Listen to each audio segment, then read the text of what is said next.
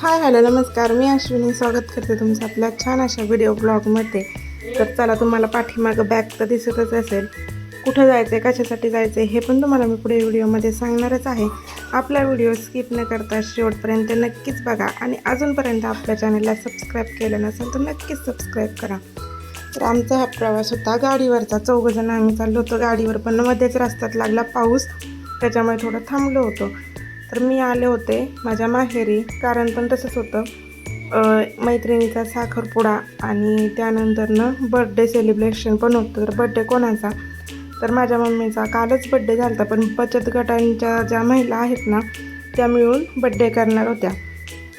तर कसं ना, आजच्या महिन्यामध्ये आहे ना, म्हणजे 2 जणींचे बड्डे होते, तर त्यांचंच या इकडे बड्डे सेलिब्रेशन करायचं चालू आहे आणि त्याला निमित्त म्हणजे मी पण इकडं आले होते। तर म्हटलं चला मी आलेच आहे, तर त्याच्या सरशी मम्मी म्हटली मग मी पण सगळ्यांना सांगते आणि मग आपण आजच बड्डे करू। तर याच्यात एकूण 20 जणी आहेत आणि हे बड्डेसाठी आहे ना फक्त 13-14 जणींनीच पार्टिसिपेट केलेलं आहे। आणि त्यातल्या त्यात पण कसं होतं, बऱ्याचशा महिला आहेत ना कामाला वगैरे जातात, त्याच्यामुळे सगळ्याच काही येऊ शकल्या नाही। मोजून 6-7 जणीच आल्या होत्या आणि त्यांच्यासोबत 2-4 छोटी छोटी मुलं आली होती। तर बघा, छान अशा पद्धतीने वाढदिवस साजरा झाला आणि ह्याचं कारण म्हणजे कसं ना, बचत गटाकडून सगळ्या महिला एकत्र येतात आणि तेवढाच मग त्यांच्या कामातून एक वेगळा दिवस काढलेला असतो। तर सगळ्यांनी एकत्र आल्यानंतर मस्त मजा मस्ती धमाल हे तर होतंच। आपण याला एक छोटीशी किटी पार्टीसुद्धा म्हणू शकतो। बघा आता, ज्याचा बर्थडे असतो ना त्याने ह्यांना नाश्त्याची काहीतरी पार्टी द्यायची होती, तर मम्मीने केला होता मस्त असा मिसळपाव, जिलबी आणि केक तर काय होतेच। तर बघा, छान असा सगळ्यांनी मिळून नाश्ता केला आणि प्रत्येकीने ना इथं 100-100 रुपये काढायचे।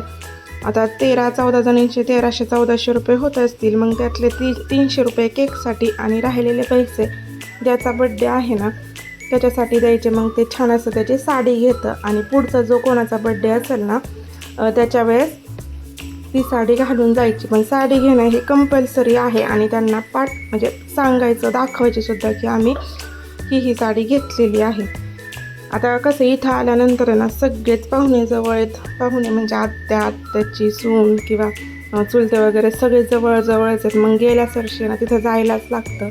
तर आम्ही आले होते आत्याच्या घरी, तर तिथं बघा या दोघांचं ना छान असं खेळणं चालू होतं।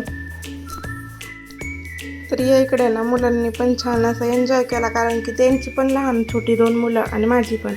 तर छान असं बॅट बॉल वगैरे खेळले, तसेच कॅरम पण खेळला आणि त्यानंतर त्यांचा TV बघता बघता छान असं जेवण चाललं होतं। कृष्णाला मात्र मी खाऊ घालून या इकडे ना झोपवला होता, कारण की तो आज दिवसभर झोपलाच नाही। त्यानंतर आम्ही दोघींनी मिळून पण छान असं जेवण केलं। तर बघा, अशा पद्धतीने छोटासाच व्हिडिओ होता। आवडला असल्यास नक्कीच लाईक, शेअर आणि सबस्क्राईब करा। व्हिडिओ पाहिल्याबद्दल धन्यवाद।